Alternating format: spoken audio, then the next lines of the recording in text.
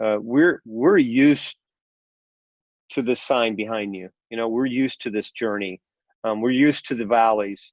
We're used to losses as athletes. We go through that. We go through losses. We go through these valleys. We go through boycotts. We go through these delays. So I don't think the COVID can destroy us. There's no way. We as a family, meaning swimming, but I think we're going to come out bigger and better and stronger if we can do it together and we can rely on each other.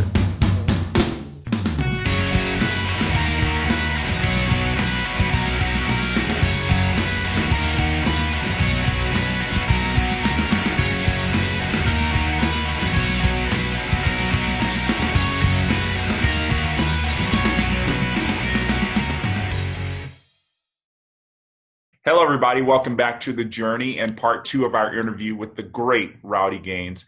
Now, if you missed part one, we really hope you'll go back and watch that because it talked about his life as a very, very inexperienced swimmer at 17 years old to going to set a world record 3 years later and going on to make the Olympic team and all that success in 1984. And part two is going to pick up on life after the Olympics. So let's pick up on that conversation with Rowdy Gaines. I'm sure there were lots of offers pouring in, especially after the Olympics. Tell us about the decisions you had to make about a professional life. Well, let me put it this way, not to dig into finances too much, but and you got to remember this is the year 1984, so it's all relative to today's time.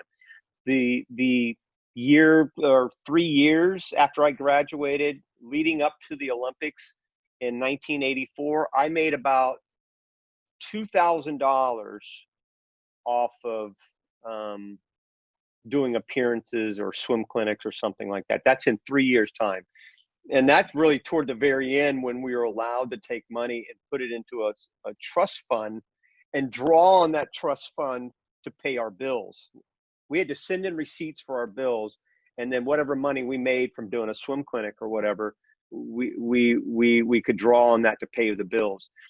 In the 6 months following the Olympics in '84, I made $100,000, which I thought was like all the money. You got to remember, I made $2,000 in 3 years, not counting the money that I made working at the Hyatt, which literally just paid for food and room and board.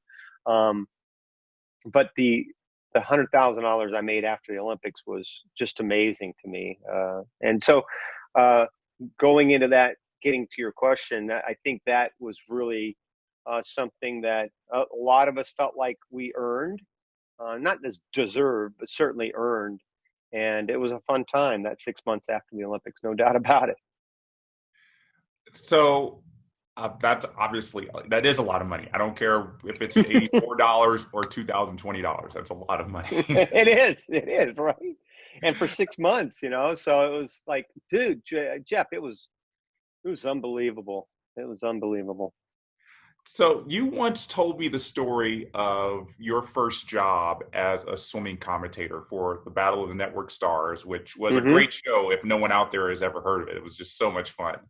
And I don't mind if this is a long story, but how did that gig translate into doing the commentary later on for actual swimming meets? Well, it's not a long story because it really was just organic. And the fact that I did this, they were a fledgling network. Nobody had ever heard of ESPN in 1985, right? And the Battle of the Network Stars happened to be in Orlando. I was in Orlando at the time. And they somehow, I don't even remember how it was, but somebody had contacted me, I think through my father, who was a motion picture director during his career. So they reached out to my father. My father said, hey, you want to do something like this? And I never thought about that, but I did it. And really just one thing led to another. I got invited to do another show. And then the same network, ABC, the same network, ESPN, had done a swim meet. I don't even remember what swimming, I think it was Nationals. They asked me to do that. And then I ended up working for Turner for a few years, TBS, TNT, because they did the Goodwill games and they did a series of meets back there in the mid '80s. So it was just kind of one thing led to another, and then in '92, I got to do the triple cast back then, which is sort of ahead of its time. It was 3 channels that were running Olympics 24 hours a day, and for me, that was where I really kind of earned my stripe, so to speak, to be able to do what next summer will be my 8th Olympics. So going through kind of this other journey of not just swimming, but also commentating swimming, what was kind of that one moment that made you decide that you wanted to commentate swimming? That's a good question. I think for me, it was really after '92. I know that sounds like a long time, 8 years after I finished, and really 7 years after I kind of started doing the commentating and broadcasting. But it wasn't a full-time job. Obviously, it still isn't. But boy, after going to the Olympics in '92 and getting to call and having a front row seat to the Olympic Games, and calling all these amazing races with so many of the swimmers that I really love today. The Summer Sanders and Mel Stewarts and so many, Nelson Diebel winning the 100 breast. I mean, there were a lot of great races in that Olympic Games, and so I just kind of fell in love with it, and it felt like, gosh, this is what I want to keep doing if I can. And then in '96, I got the broadcast job over the air, and back in '96 in Atlanta, I did it with Summer Sanders, and I've been doing it ever since. Well, you can't really talk about your time as swimming commentator at the Olympics without mentioning Dan Hicks, who has been with you now, I can't believe, for 6 Olympic Games, and he's going on 7 next year in Tokyo. So tell us what it was like when the two of you first worked together. Well, the first time we worked together, Jeff, was no different than the last time we worked together. He was a huge mentor of mine, still is, a complete professional, one of the dearest friends that I've ever had, humble, willing to work his butt off, Jeff. I mean, he is the first one to get to the pool, the last one to leave, takes unbelievable notes. He's a great listener, great at calming me down.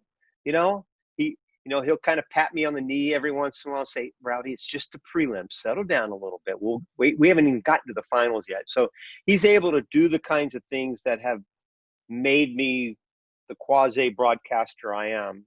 I'm certainly not a professional broadcaster, but one of the big reasons is because of Dan and his friendship and his mentorship. He and John Neighbor are the 2 guys that I really give so much credit to helping me be the person I am behind in the booth. And some people, I'm sure, are probably now they don't like John Neighbor and Dan Hicks, but because they're not crazy about me and my broadcasting, but they are wonderful friends, and I have loved working with Dan every single second. But I got to tell you, Jeff, I love working with everybody. When I work with you, it's awesome. It's fantastic. Ted Robinson. There are so many great Todd Harris. I love Todd. He's such a great guy, such a great broadcaster. I've never had a bad experience in my whole life with anybody I've ever worked with. Jason Knapp, Rich Burke, everybody I've worked with has been just fantastic. So we should take a step back for a second and kind of talk about your battle with the Guillain-Barré syndrome, or GBS for short, which hit you unexpectedly in 1991.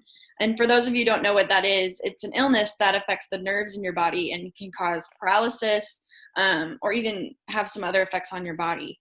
But your body had guided you through so much success in the pool. But here you were paralyzed for 2 months, I believe.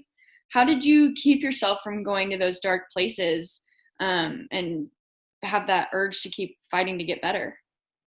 Well, I certainly went into dark places, Molly. I mean, it was, it was not easy because, I was really healthy and I was swimming masters, Jeff. I was 32 years old and swimming a lot of different masters meets. So you can kind of feel my pain there. You're feeling so good at 30 and, in your early 30s and literally walking around one day and within 24 hours, I'm completely paralyzed. And, fortunately my wife was just amazing. She recognized that I needed help. She didn't know what it was, but she needed, she literally picked me up, put me in the car, took me in the emergency room. And that really helped, certainly saved me a lot of pain. But after, 3-4 months in the hospital, you certainly learn to appreciate and put your life in perspective, and try to appreciate what the Lord gave you and appreciate your health. And certainly that's one of the things that I try to do. I still am bad at it, but I certainly have an appreciation for good health, and because I lived through that life-changing experience for sure. And but swimming again also came through, because literally the day I got out of the hospital, Molly, my wife took me to the swimming pool and put me in the water. I could barely walk. I had to use a cane, and she had to help me in the pool. But I got in the pool. I couldn't swim, but just being in the pool was a road to recovery. Did your outlook change at all after having GBS? Did you have any different approach to your life moving forward after that? Well, yeah, you do. I mean, again, I don't think you have a full appreciation in your early 30s. You're still kind of learning things, you're still trying to figure your life out. You're certainly much more mature than you were at 22. But you're still kind of figuring things out. We had 2 children. And Molly, yeah, you certainly learn to appreciate the people around you that care and love you the most. And that was certainly my wife. My children were too young at that point. They were, 5 and 2, so they didn't really know what was going on. But my wife was one of my heroes, and I had some good friends of mine who came down. My parents came to the island. A guy named Dick Carson, who was one of my best friends. He came down there for like 3 weeks and just came every day to the hospital. I got messages from Charles Barkley and Michael Jordan, and so all these people were writing letters to me and making phone calls to me. So it was really something to have that kind of perspective. Yeah, I think I remember you were on what Pan Am team did you make? 1991. Yes. You and the team sent me a card, Jeff. I don't know if you remember this, but it was a giant, like 3-foot card, and everybody on the team had signed it. And I'll never forget, I was still in the hospital when I got it. Yeah, in fact, I was supposed to do the commentating at our training camp in Miami. And yes. Yeah.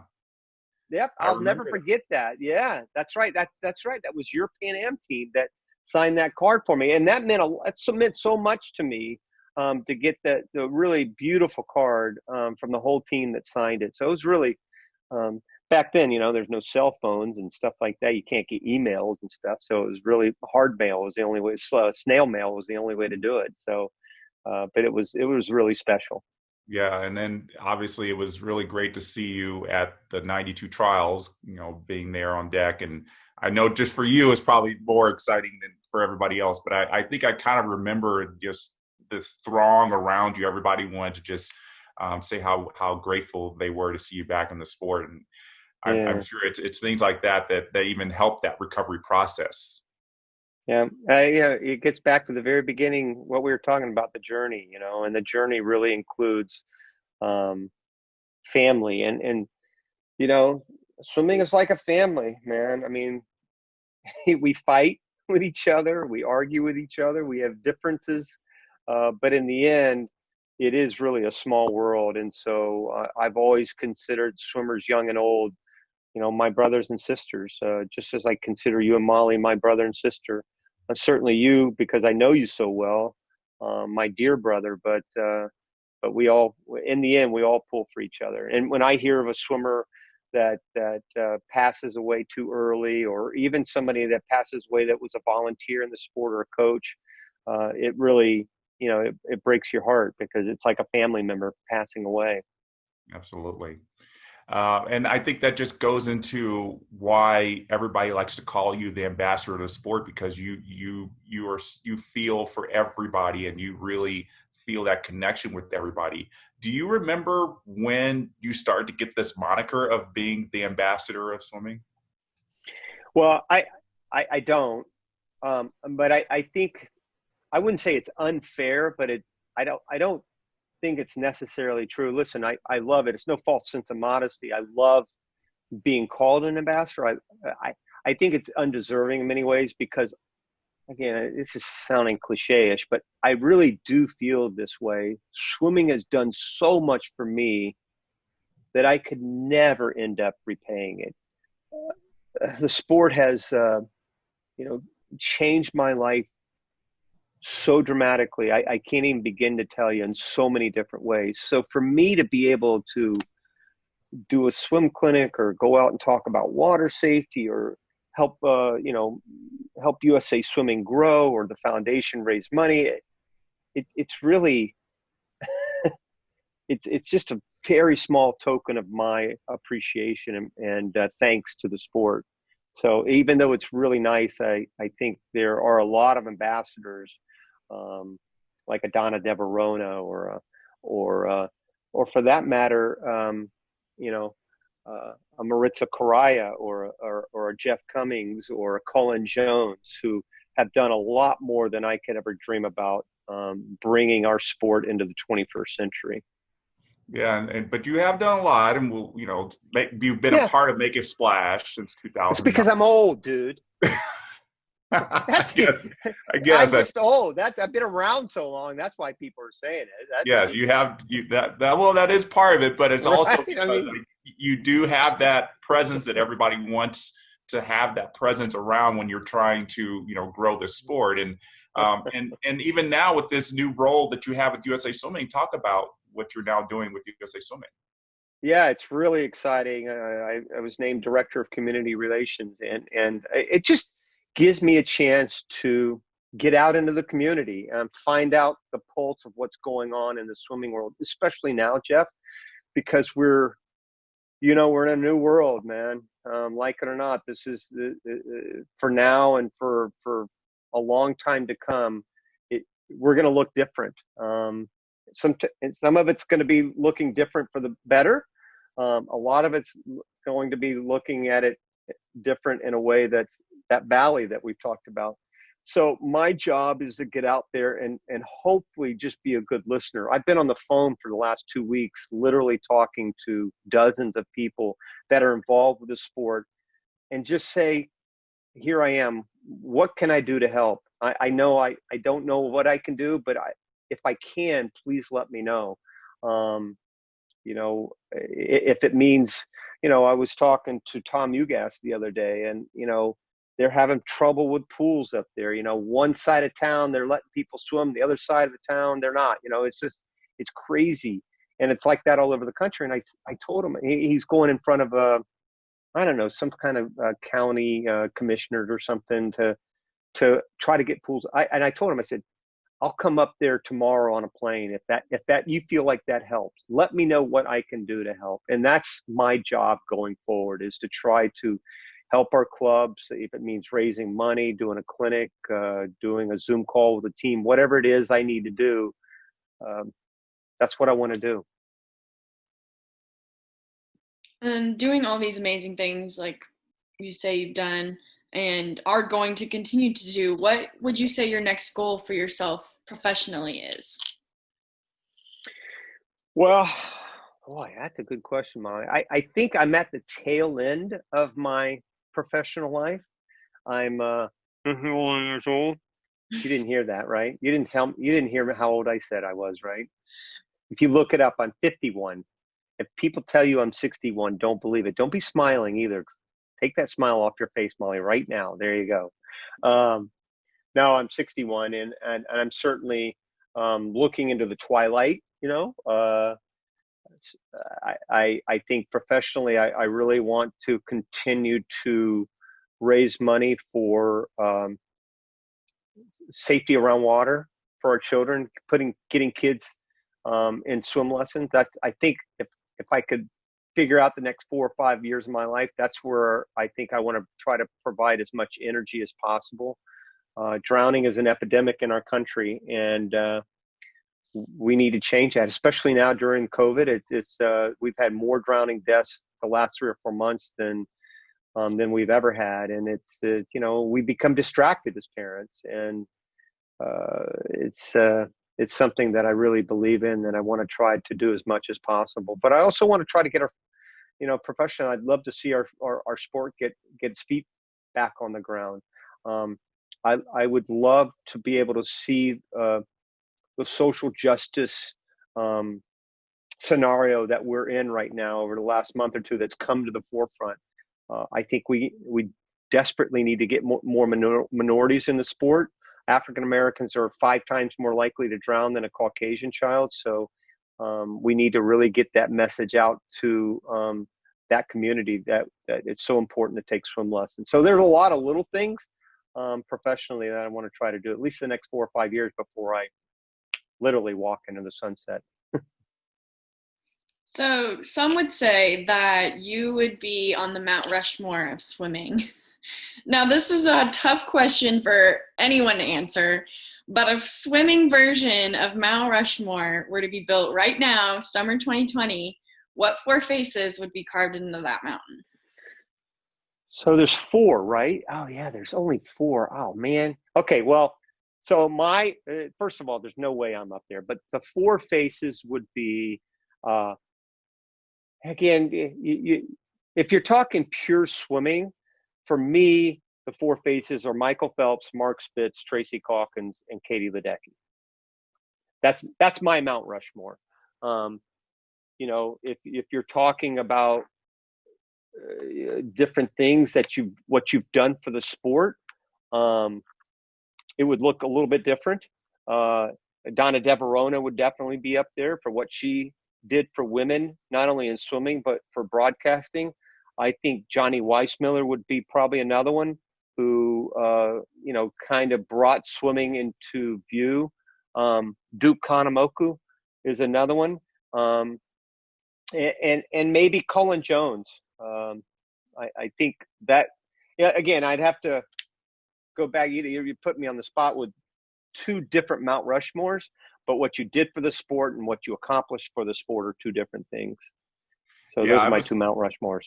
I was talking to Molly before we started the show, and I was saying, I bet you Rowdy's going to mention Mark Spitz, Michael Phelps, Tracy Calkins, and I said Janet Evans, but Katie Janet Evans kind of the same. So Janet Evans would be a good one, and Janet Evans, you know what, Jeff, you're right. Janet Evans today would be the Mount Rushmore. Yeah. No, I don't know, dude. I don't know. I know. Janet might be one of my dearest friends I've ever known in my life. I love Janet, like literally like a sister. I don't know, man. Who's your Mount Rushmore? Well, mine would accomplished. It would be Mark Spitz, Michael Phelps, Tracy Calkins, and I would have to say, it would be Janet. Yeah. But 10 years from now, it would probably I'd replace it with Katie, because in 10 years, what she's going to do in the sport is going to be just astronomical in terms of advancing the sport. But that's kind of what Janet did in the 80s. Yeah, you're right. You're right. No argument whatsoever. There's no way anybody can argue what you're saying about Janet and or Katie. I mean, and I think both of them would say, oh no, Katie deserves it. Janet would say that, and then Katie would say, no way, Janet deserves it. So, you could throw Debbie Meyer in there too. I mean, there's, who knows? But yeah, it's a fun argument to have. That's for sure. It's a fun, sure. Right? So who's yours, Molly? I would say Katie Ledecky, Michael Phelps. I almost want to put in Amy Van Dyken, just because she was the first female woman to win 6 or 4 gold medals. Like that's right. Amazing. Yeah. That's a good choice. That's a good choice. I like it. Mm-hmm. It's only 3 though. Okay. So you got Then Michael, probably, Amy. I would probably say either Mark Spitz or Janet Evans. Yeah. Yeah. So you That's talk a good about question. you had your you talk about your goals for yourself financially, or not financially, professionally in the future. But what do you think you will see swimming as a sport in the next 5 or 4 years? Well, if we can get through this, we're going to be okay. First of all, we're going to be okay anyway. We're used to the sign behind you. You know, we're used to this journey. We're used to the valleys. We're used to losses as athletes. You know, we go through that. We go through losses. We go through these valleys. We go through boycotts. We go through these delays. So I don't think the COVID can destroy us. There's no way. We as a family, meaning swimming. But I think we're going to come out bigger and better and stronger if we can do it together, and we can rely on each other. And what I mean by that is helping each other out and staying positive through these times of doubt. You know, and there's a lot of doubt in people's minds right now. And I know, again, it's one big cliche, but we need to stay positive, and we need to stay focused on the future. And I think we'll be fine in the next 4 or 5 years. I think 4 years from now, we're going to look back on this and say, gosh, we are stronger, we are better, and we are bigger. We got through it. And it's not going to be easy. Not going to be easy. A lot of people have suffered. And it's tragic, and it's just devastating, but we can get through this. And I know it's a certainty. One thing we can look forward to is seeing you as a part of it in some capacity. I hope so. I hope so. I hope we'll all be there together next summer. And I do think next Olympics, Jeff, I do think Tokyo is going to be the greatest Olympics in history. I really do. Whether we have fans in the stadium or not, I think potentially it has the potential to be the best Olympics ever, because we're all going to be starving for what the Olympics represents, you know, humanity at its finest. And I think it's going to be, I mean, look at the ratings for baseball, for crying out loud, the last week. I mean, they've gone through the roof. So can you imagine what the Olympics is going to be like a year from now? I know. That's exciting to think about. And we're live. Yeah. We're live. It's going to be a big celebration. I think that's what it's going to be. It will be. It will be. So, Rowdy, my friend, this has been such a privilege getting to know you better and appreciating even more. I appreciate even more all the work that you've put in to achieve the success you've enjoyed. So I thank you, not just for joining us, but just for all you've done with the sport. I know you hear it a lot, and I've said it to you many times, but really just thank you from the bottom of my heart. Thank you, buddy. You know how I feel about you. I love you. I love you so much. And Molly, you were great. You found your calling for sure. It's probably going to be you two in 2024. Let me tell you, you're taking my place. I'll be watching TV, and there's Molly and Jeff calling the races. I'm so grateful that we all got a chance to talk and hear your journey. I'm sure lots of people can take something from this and maybe learn something from it. And I'm just super excited. I'm sure Jeff is too, to see what else you accomplish in the swimming community in the future. Thank you. How old are you, Molly? I'll be 20 in August. Oh my gosh, you're great. You did great. Good job. Good job. Keep up the good work. Will do. All right. Take care, guys. So that's going to do it for our interview with Rowdy Gaines. Thank you, everybody, so much for watching. We hope you learned a lot from him. And remember, as we always say, it's not just about the destination. It's also about the journey.